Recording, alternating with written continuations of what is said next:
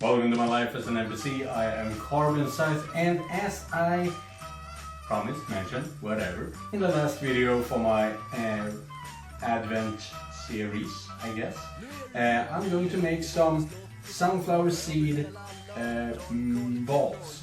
In the Swedish Julbord, we usually do a big table just filled with different kinds of meat, but since I'm a vegetarian, not so much.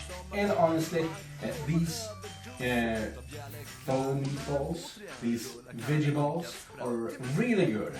It's just unfortunately that I don't do them very often. But let's do them right now. So first things off, we're going to need some sunflower seeds. Nothing particularly interesting about them, but they are the basis for it all.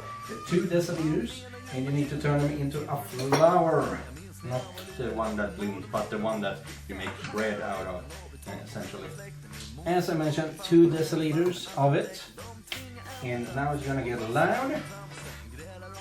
And this is a coffee grinder, but I don't drink coffee. I only blend spices in it. And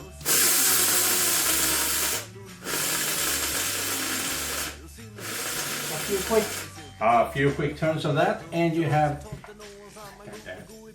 a perfect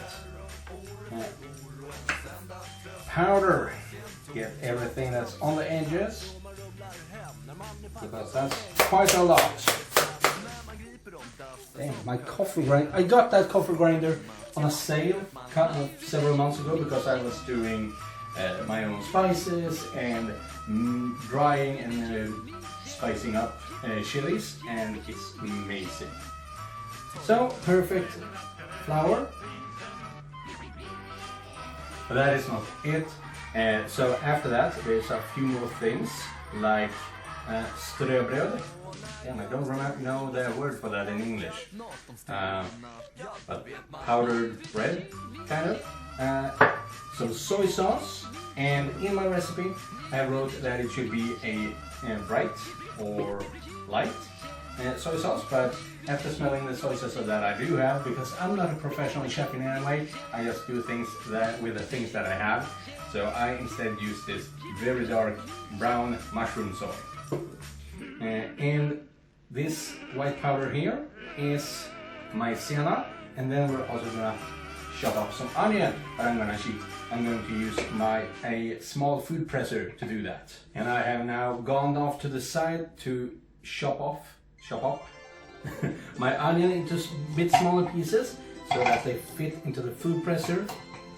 And then I'm just going to attach this. I used to have a bigger actual kitchen assistant, but after I bought it secondhand, and already when it was secondhand, it was several years old, maybe like 5 or 7 years old, and that was many years ago, back when I was in high school. So by now that KitchenAid would have been about 15, maybe even, no, not 20, but maybe 15 years old.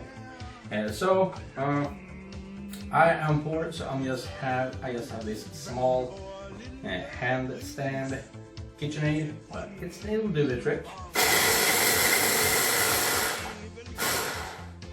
And that's how quick you chop up the onions. Small, awesome pieces, because all good meatballs have onion in them.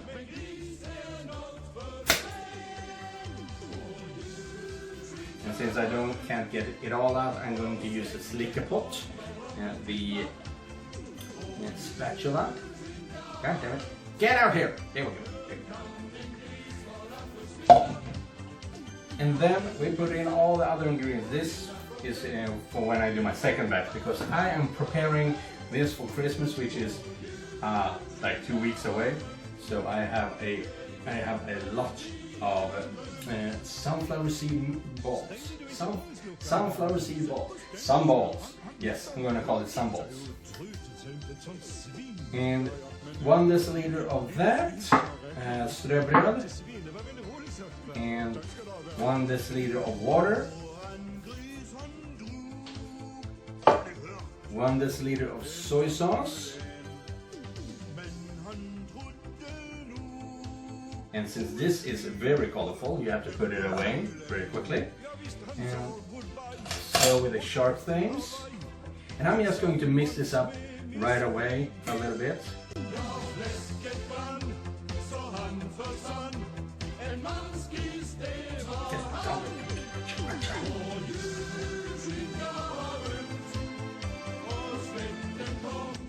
Open from the camera, there we go. So now, now as you can see, this is what we have to deal with. Damn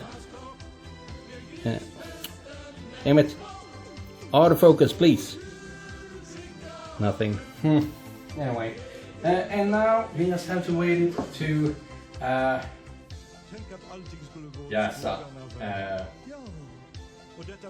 grow like wine does before it's prepared, before it's finished. Let it grow like that for 15 minutes. And I am back now. So 15 minutes has passed and this is solid. Been growing yassa, whatever it's called, for 15 minutes. And in the meantime, I did actually clean up after myself, washed everything. I got kind of bored because I can just stand here and wait for 15 minutes or whatever. So now we just turn these things into balls. Here's the thing. I have no feeling for what's a good size ball. So I'm gonna do a little sheet that I do whenever I do something like this. Whenever I have a big dough of any kind, just make sure that you get all the dough. Really put it together so nothing falls off. Big piece of onion. And plop it where you want it. And then, now I'm all dirty, but whatever. Then you take this pizza cutter or whatever, kitchen skrapa, köksskrapa, and just divide it. This is how I do it all the time for different kinds of things, depending on what it is I want. And then you just keep on going until you have the size you want for your balls. That way it's also easy to know how many balls one of these things do.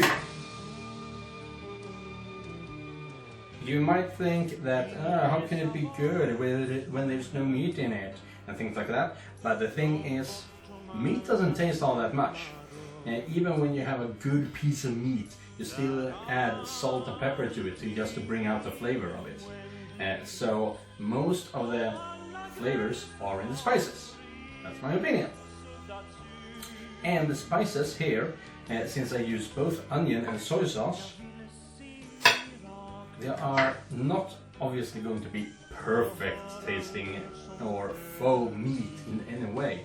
It's still gonna taste a bit off if you compare them to normal meatballs, but they're still damn good and pretty darn close, I say.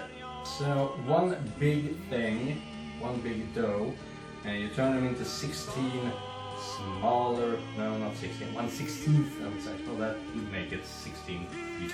Anyway, these are gonna taste good. I mean, I could eat them as they are right now, because there is no bad things in them. And there's no uncooked meat or anything like that. Sure, you only have to worry about pork, and when it comes to that, but in Sweden, most minced meat is 50-50 with pork and beef. So you can't actually do it. But when I was a kid, I would actually take small pieces of the raw meat, the raw minced meat, and just eat it as is because I thought that was delicious. But that was not because the raw meat itself, but because how my mom prepared the meat with all the spices and the egg yolks and whatever she did. So yeah, I might be cursed for life because I ate raw pork. I'm assuming she used some pork meat, 50-50, half and half. You actually should have a bowl of water here so that I can soak my hands every now and then, because this is getting more and more difficult to prepare as I'm getting dirtier. But now I have a bunch of balls. Plate them nicely. And usually you would like to fry them right away in a pan, but I'm actually going to put them in the freezer because my thinking here is just like already prepared meatballs, they come in big frozen packs, and that's because it's easy to fry them when there is a solid center that doesn't move around in any way. So I'm going to freeze these. I'm going to wait for them to completely freeze over, which is tomorrow, and then I'm going to continue this video. So for you, it will just be a matter of seconds.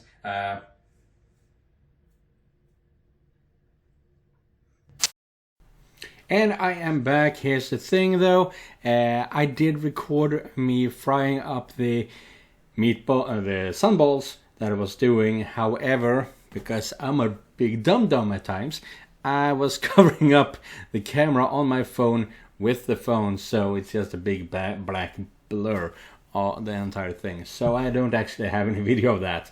But here's, I'm going to be honest, the sunballs were starting to fall apart. Not completely, they still have their form, but I could see that I couldn't really toss them or mix them or anything because they would start to fall apart.